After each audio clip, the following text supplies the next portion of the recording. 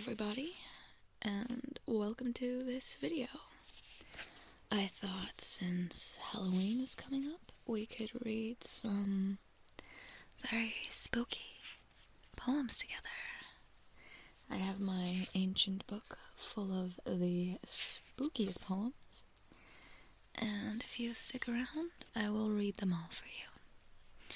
So get comfortable and get ready for the video.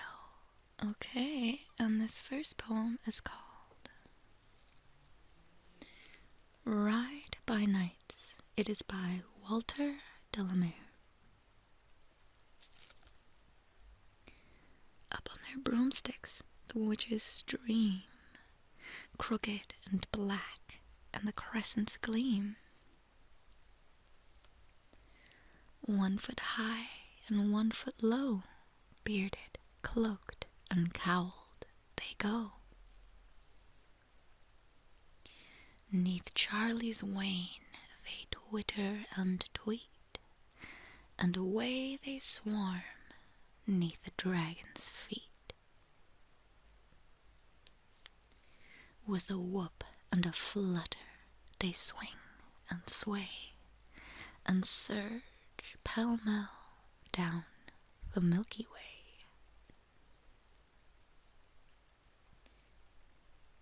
Between the legs of the glittering chair, they hover and squeak in the empty air. They swoop past the glimmering lion, to where Sirius barks behind huge Orion. Up, then over to wheel amain, under the silver, and home again. Again, that was Ride by Nights by Walter de la Mare.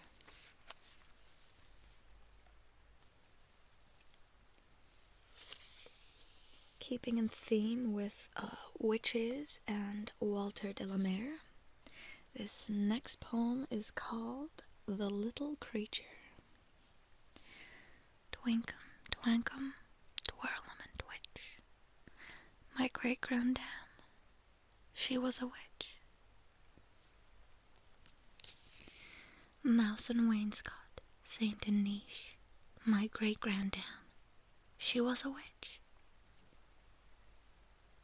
Deadly nightshade, flowers in a ditch, my great-granddam, she was a witch.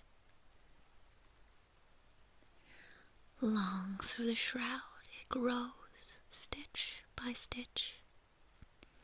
My great-granddam, she was a witch.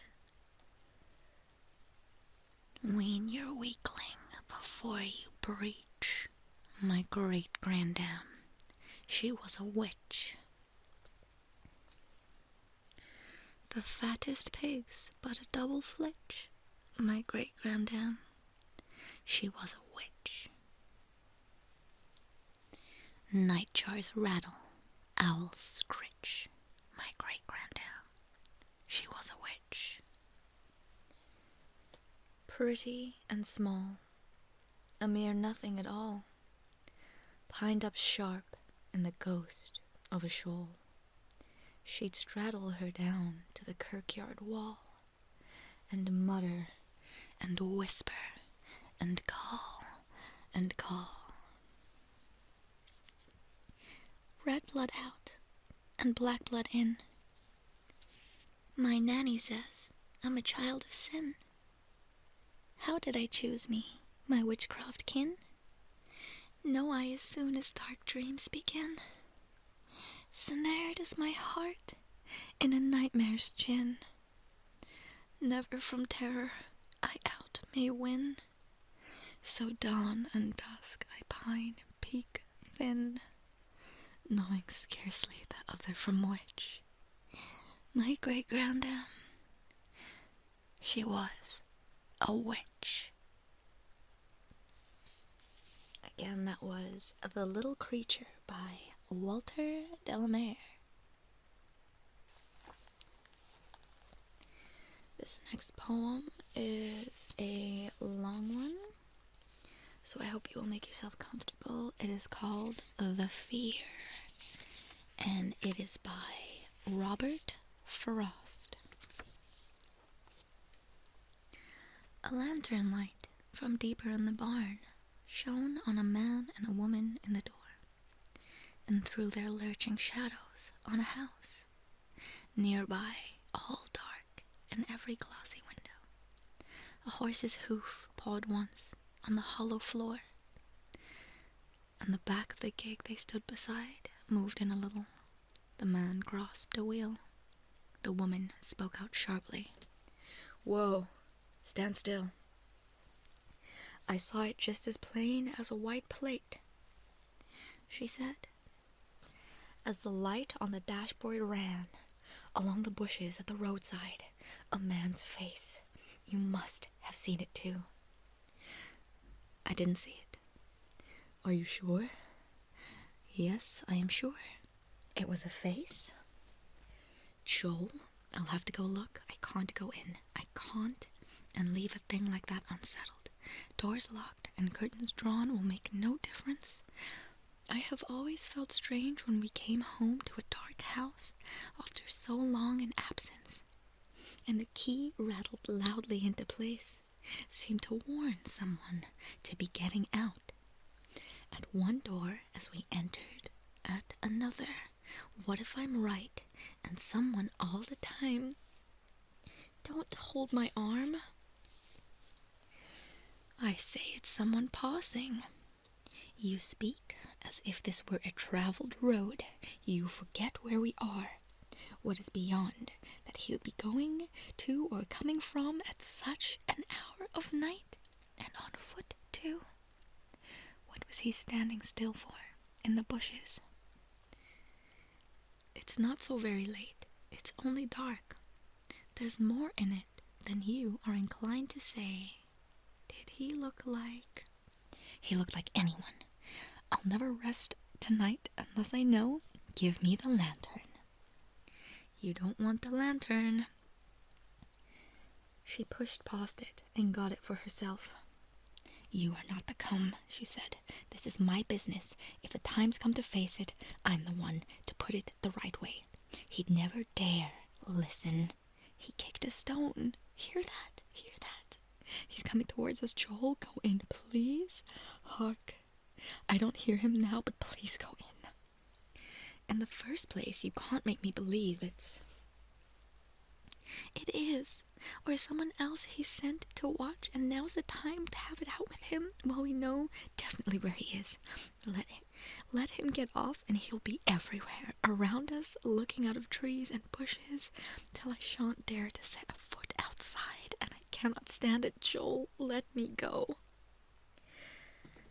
But it's nonsense to think that he'd care enough.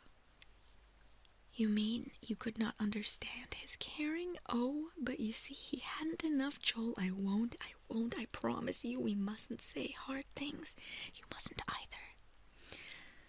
I'll be the one if anyone goes, but if you give him the advantage with this light, what couldn't he do to us standing here? And if to see what he wanted, why, he has seen all there was to see and gone.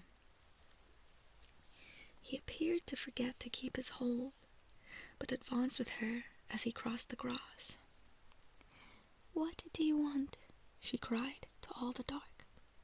She stretched up tall to overlook the light that hung in both hands, hot against her skirt. There is no one, so you are wrong, he said. There is. What do you want? She cried. And then herself was startled when an answer really came. Nothing. It came from well along the road. She reached out one hand to Joel for support.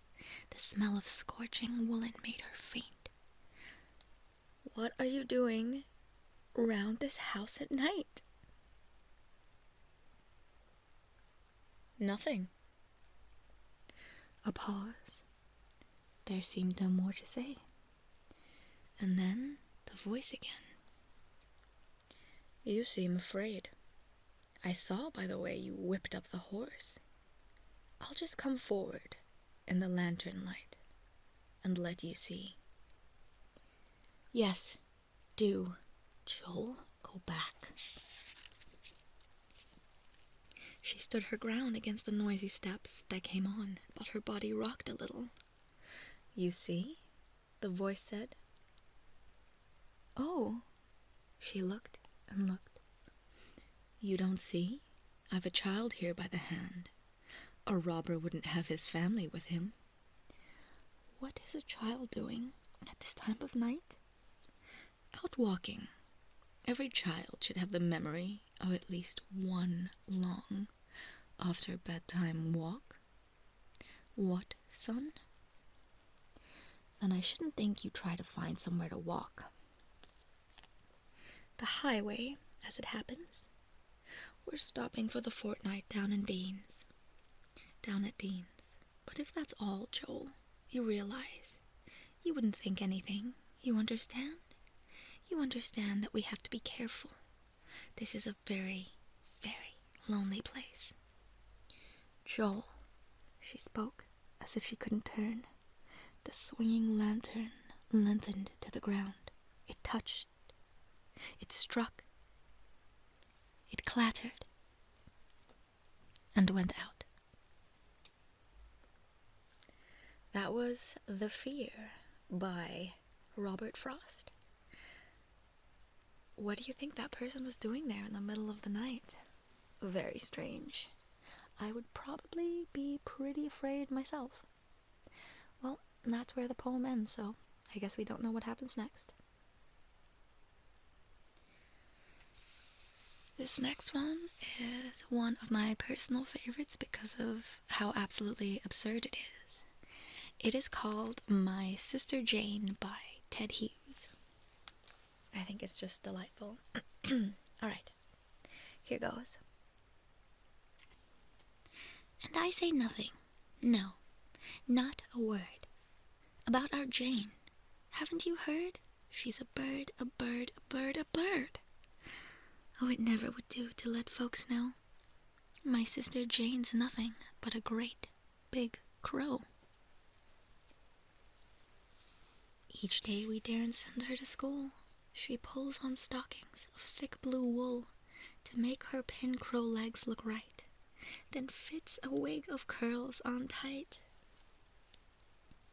And dark spectacles, a huge pair, to cover her very crowy stare. Oh, it never would do to let folks know. My sister's nothing but a great big crow. When visitors come, she sits upright, with her wings and her tail tucked out of sight. They think her queer, but extremely polite. Then, when the visitors have gone, she whips out her wings, and with her wig on, whirls through the house at the height of your head. Duck, duck, or she'll knock you dead. Oh, it never would do to let folks know. My sister's nothing but a great big crow.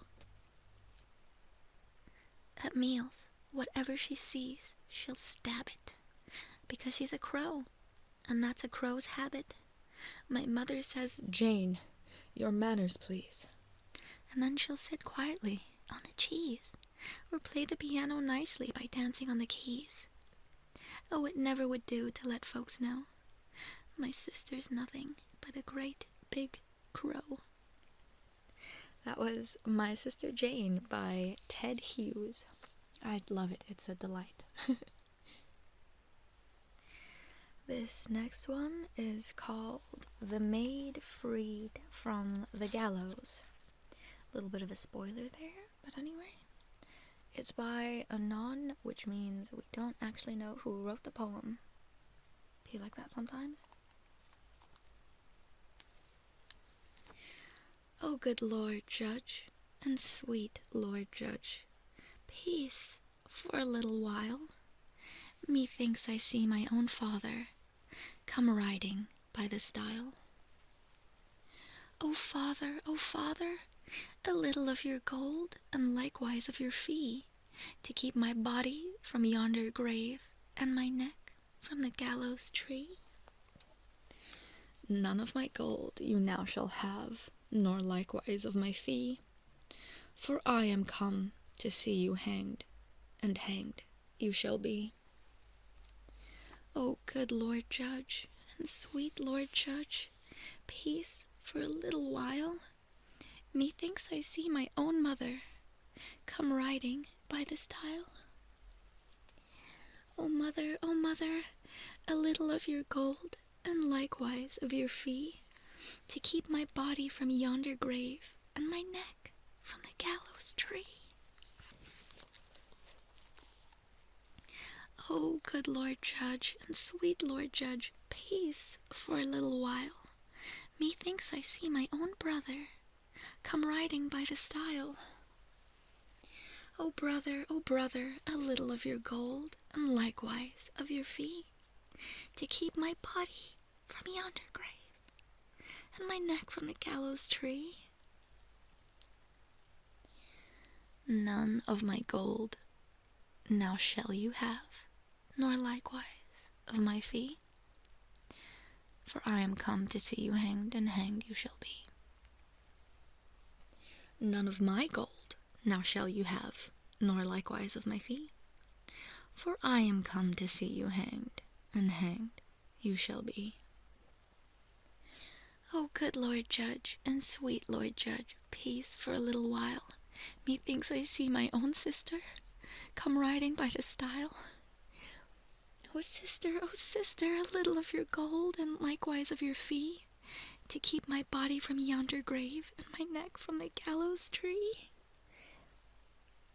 None of my gold you now shall have, nor likewise of my fee, for I am come to see you hanged, and hanged you shall be. O good Lord Judge, and sweet Lord Judge, peace for a little while. Methinks I see my own true love come riding by the stile. O true love, a little of your gold, and likewise of your fee, to save my body from yonder grave, and my neck from the gallows tree. Some of my gold now you shall have, and likewise of my fee, for I am come to see you saved, and saved you shall be. Again, that was The Maid Freed from the Gallows by Allan. Very, very fun poem there. Just, yeah. I suppose she chose her true love wisely there. Really had her back in the end. Or her neck. Had her neck in the end. Anyway, whatever. This next poem is called The Raven by Edgar Allan Poe. I don't believe any spooky poetry list is complete without this one, so let's get ready, shall we?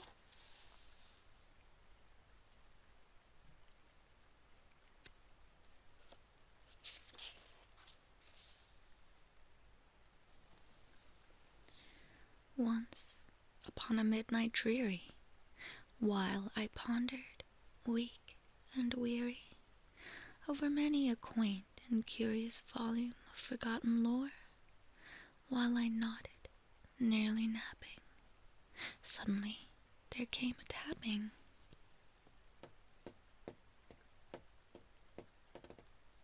As of someone gently rapping at my chamber door. "'Tis a visitor," I muttered, tapping at my chamber door. Only this, and nothing more. Ah, I distinctly remember it was in the bleak December, and each separate dying ember wrought its ghost upon the floor. Eagerly I wished the morrow, vainly I had sought to borrow from my surcease of sorrow, for the lost Lenore, for the rare and radiant maiden whom the angels named Lenore, nameless here forevermore. And the silken, sad, uncertain rustling of each purple curtain thrilled me, filled me with fantastic terrors never felt before, so that now, to the still beating of my heart, I stood repeating, "'Tis a visitor, entreating entrance at my chamber door. Some late visitor, entreating entrance at my chamber door. This is it, and nothing more." Presently my soul grew stronger, hesitating then no longer. "Sir," said I, "or madam, truly your forgiveness I implore. But the fact is I was napping, and so gently you came a-rapping, and so faintly you came a-tapping, tapping at my chamber door, that I was sure I heard you. Here I opened wide the door. Darkness there, and nothing more."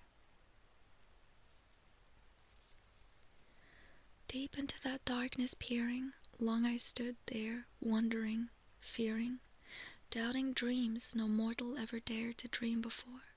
But the silence was unbroken, and the stillness gave no token, and the only word there spoken was the whispered, "Lenore."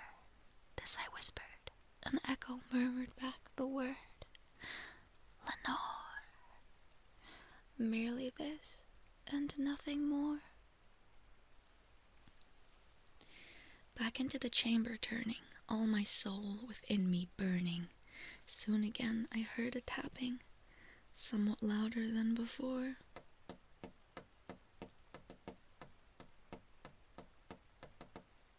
"Surely," I said, "surely that is something at my window lattice.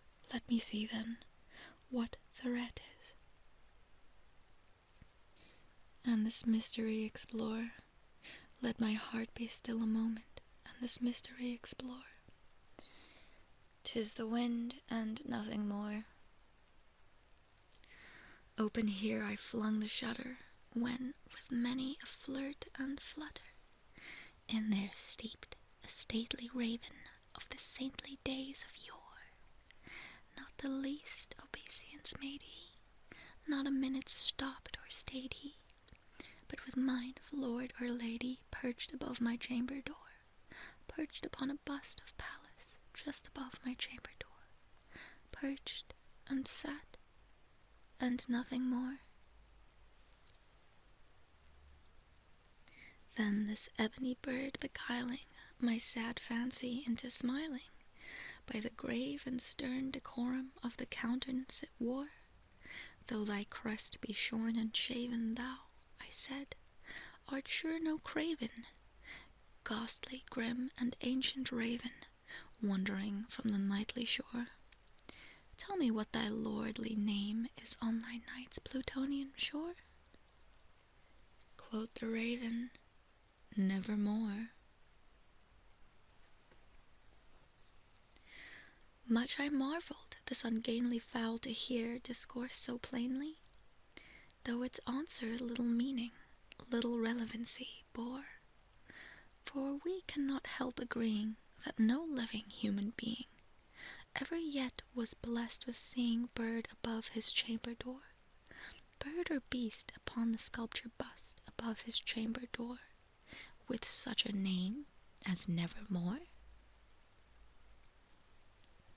But the raven, sitting lonely on the placid bust, spoke only that one word, as if his soul in that one word he did outpour. Nothing farther than he uttered, not a feather that he fluttered, till I scarcely more than muttered, "Other friends have flown before. On the morrow he will leave me, as my hopes have flown before." Then the bird said, "Nevermore."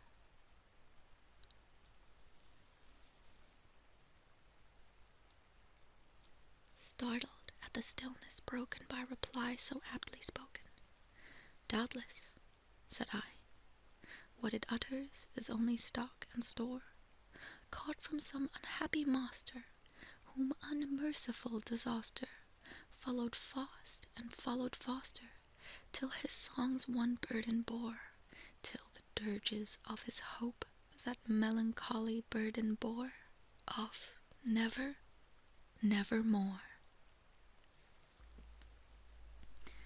But the raven still beguiling all my fantasy into smiling, straight I wheeled a cushioned seat in front of bird and bust and door. Then upon the velvet sinking, I betook myself to linking fancy unto fancy, thinking what this ominous bird of yore, what this grim, ungainly, ghastly, gaunt, and ominous bird of yore meant in croaking nevermore. This I sat, engaged in guessing, but no syllable expressing, to the fowl whose fiery eyes now burned into my bosom's core.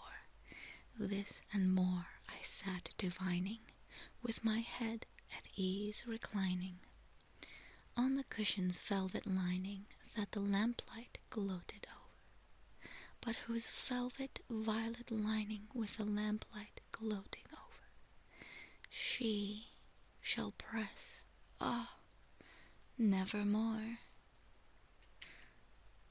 Then, methought, the air grew denser, perfumed from an unseen censer, swung by seraphim whose footfall tinkled on the tufted floor.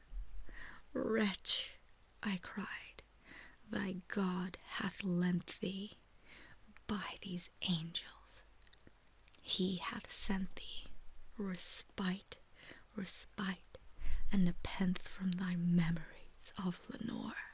Quaff, oh quaff this kind nepenthe, and forget this lost Lenore. Quoth the raven, nevermore. Prophet, I said, thing of evil, prophet still, if bird or devil, whether tempter sent or whether tempter tossed thee here ashore, desolate yet all undaunted, on this desert land enchanted, on this home by horror haunted, tell me truly, I implore, is this balm in Gilead? Tell me, I implore. Quoth the raven, nevermore. Prophet, I said, thing of evil, prophet still, if bird or devil, by that heaven that bends above us, by that God we both adore, tell this soul with sorrow laden, if within this distant Eden it shall clasp a sainted maiden whom the angels named Lenore, clasp a rare and radiant maiden whom the angels named Lenore. Quoth the raven, nevermore. Be that word our sign of parting, bird or fiend, I shrieked, upstarting. Get thee back into the tempest and the night's Plutonian shore. Leave no black plume as a token of that lie thy soul hath spoken. Leave my loneliness unbroken. Quit the bust above my door. Take thy beak from out my heart, and take thy form from off my door. Quoth the raven, nevermore. And the raven, never flitting, still is sitting, on the pallid bust of Pallas, just above my chamber door. And his eyes have all the seeming of a demon that is dreaming, and the lamplight over him, streaming, throws his shadow on the floor, and my soul from out that shadow that lies floating on the floor shall be lifted nevermore. If somehow you didn't know that one, again, it is called The Raven by Edgar Allan Poe. Okay, well that was a bit of a heavy one, so maybe to end us off, I'll pick something a little bit lighter. There's this one called The Old Wife and the Ghost. Still very Halloween appropriate, but maybe not as just freaking sad. And this one is by James Reeves. James Reeves.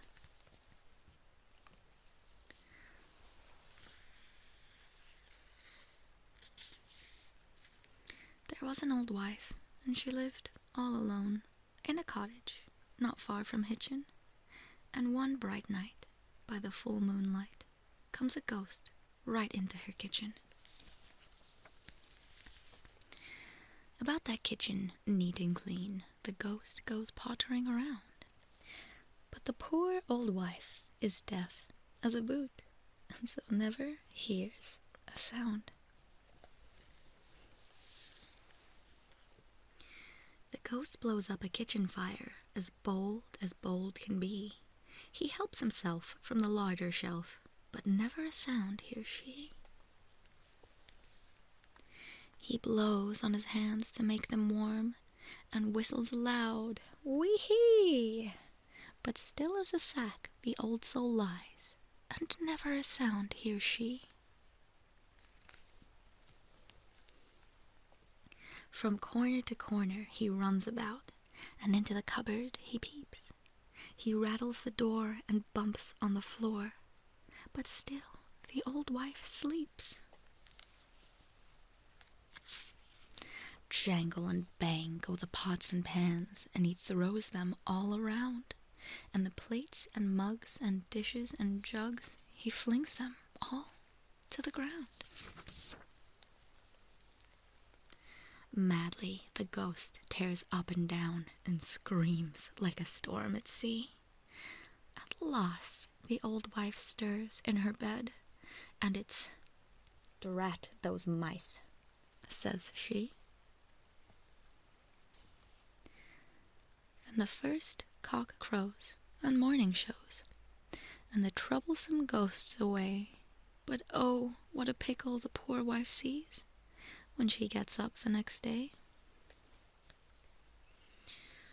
"Them's tidy big mice," the old wife thinks, and off she goes to Hitchin, and a tidy big cat she fetches back to keep the mice from her kitchen. I love this one, it's very silly. It is, once again, The Old Wife and the Ghost by James Reeves.